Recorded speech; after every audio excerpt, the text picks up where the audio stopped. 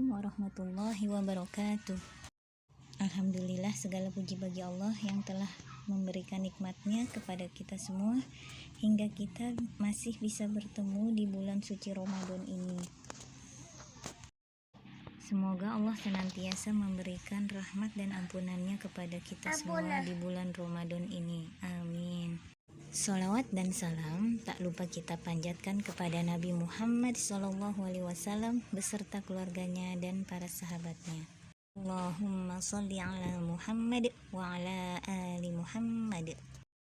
Pada pertemuan kali ini kita akan membahas tentang mad tabi'i atau mad asli. Kita buka dengan membaca doa, Rabbi zidni ilma warzuqni fahma. Mad tabi'i yaitu merupakan satu dari bagian cabang dari hukum mad. Mad itu sendiri adalah panjang. Secara bahasa, mad tabi'i mempunyai arti alami atau biasa, yaitu tidak lebih dan juga tidak kurang. Dibaca dengan panjang 2 harokat atau dinamakan 1 alif. Huruf mad tabi'i ada 3, yaitu alif, wawu, dan ya. Bagaimana ketentuannya? Kita lihat persyaratan suatu bacaan disebut mad tabi'i.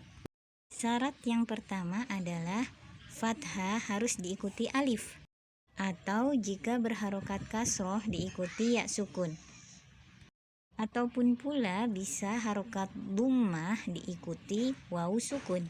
Maka harus dibaca panjang 2 harokat atau disebut dengan 1 alif. Contoh mad tabi'i harokat fathah bertemu alif sebagai berikut. Hamiyatun, huruf H berbaris fathah kemudian ada alif. Nah, ini dinamakan mad tabi'i, dibaca panjang 2 harokat. Contoh yang kedua adalah salimun, huruf sin berbaris fathah kemudian ada alif. Ini mad tabi'i juga. Contoh yang ketiga, hawa, huruf wawu berbaris fathah kemudian diikuti alif. Ini adalah mad tabi'i, dibaca panjang 2 harokat. Contoh berikutnya adalah kana, nun berbaris fathah diikuti alif, bacanya panjang 2 harokat naknya. Contoh yang terakhir untuk mad tabi'i fathah diikuti alif, malam ya'lam, huruf mim berbaris fathah diikuti alif. Ini adalah mad tabi'i, panjangnya 2 harokat. Itu adalah contoh-contoh mad tabi'i berbaris fathah diikuti alif. Selanjutnya kita akan membahas contoh-contoh mad tabi'i dengan harokat kasroh diikuti ya sukun. Contoh yang pertama adalah basirun, huruf shod berbaris kasroh diikuti ya sukun.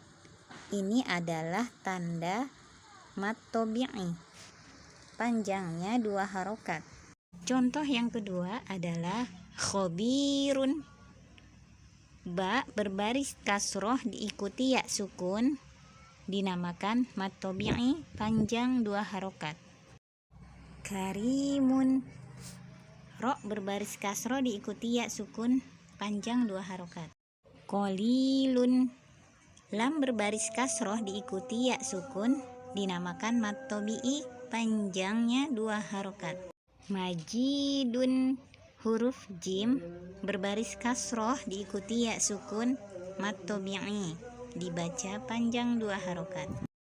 Azizun, huruf zai berbaris kasroh diikuti ya sukun, mad tabi'i juga. Baiklah, kita ke contoh wawu sukun ya. Syakurun, huruf kaf berbaris dhammah diikuti wawu sukun. Ini adalah tanda mad tabi'i, dibaca panjang 2 harokat. Jadi setelah harokat dhammah ada wawu sukun. Kemudian ghafurun, fa berbaris dhammah diikuti wawu sukun, mad tabi'i. Raufun, Hamzah berbaris dhammah diikuti wawu sukun mad tabi'i. Amuqun, sudurun, rasulun. Perlu diingat juga bahwa huruf hijaiyah yang memakai tanda baca berupa superskrip alif atau alif kecil yang terletak di atas huruf dan juga subskrip alif atau alif kecil yang berada di bawah huruf serta inverted dhammah wawu kecil yang terbalik dan terletak di atas huruf adalah tanda baca dari mad tabi'i.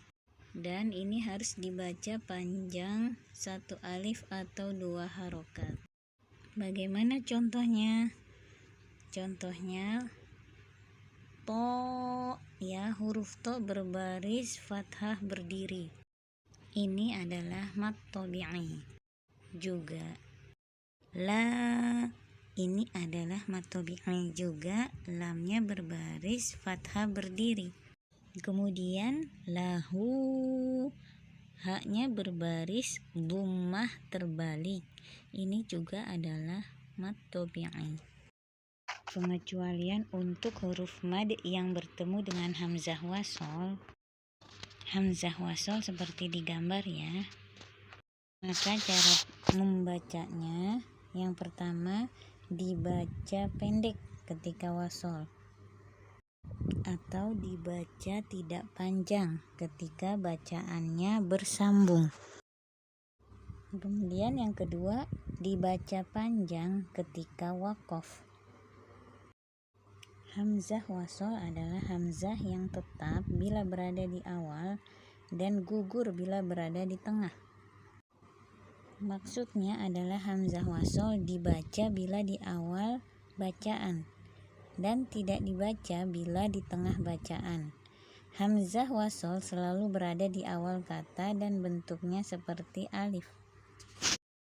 Berikut adalah contoh-contoh hamzah wasol yang dibaca pendek ketika bacaannya wasol atau bersambung. Wa qulul hamdulillahi. Lam yang berbaris dhammah diikuti wawu sukun, namun kemudian ada hamzah wasol, maka dibacanya pendek. Contoh yang kedua, wa qulal hamdulillahi. Lam berbaris fathah diikuti alif,